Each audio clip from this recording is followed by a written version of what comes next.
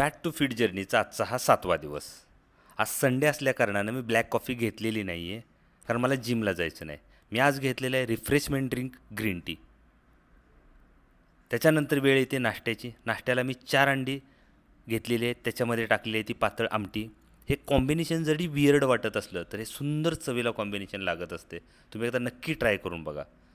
Sunday म्हटलं की कोल्हापूरकरांसाठी नॉनव्हेजचा वार असतो आहे आणि माझ्या घरी नॉनव्हेज मी स्वतः बनवलं होतं, पण मी ते खाल्लं नाही. मी काय खाल्लं बघून घ्या. मी सुरुवातीला घेतले सलाड, त्यानंतर घेतली बाजरीची भाकरी, त्यानंतर घेतले चिकनचा स्टॉक, त्याच्यानंतर घेतले ते बॉइल्ड चिकन. ना मसाल्याचं चिकन घेतलेलं नाही आहे मी. त्यानंतर मी सुरुवातीला खाऊन घेतलं सलाड. सलाड सुरुवातीला खाण्याच्या पाठीमागचं रिझन म्हणजे आपलं स्टमक फुलनेस होतं आणि पुढची भूक जी आहे ती आपली कमी लागते किंवा कमी जेवण खाल्लं जातं. त्यानंतर येते इव्हनिंग स्नॅक्सची वेळ. इव्हनिंग स्नॅक्सला मी घेतले आहेत 2 ॲपल. ती छोटी असल्यामुळे मी 2 घेतलेले आहेत. रात्रीच्या जेवणामध्ये परत घेतलं आहे पाणी, लेट्यूस आहे हे, गाजर, कांदा, हे आहे चिकन करी विदाऊट मसाला, विदाऊट ऑइल. थोडासाच भात घेतलेला आहे मी आणि 125 ग्रॅम चिकन घेतलेलं आहे मी.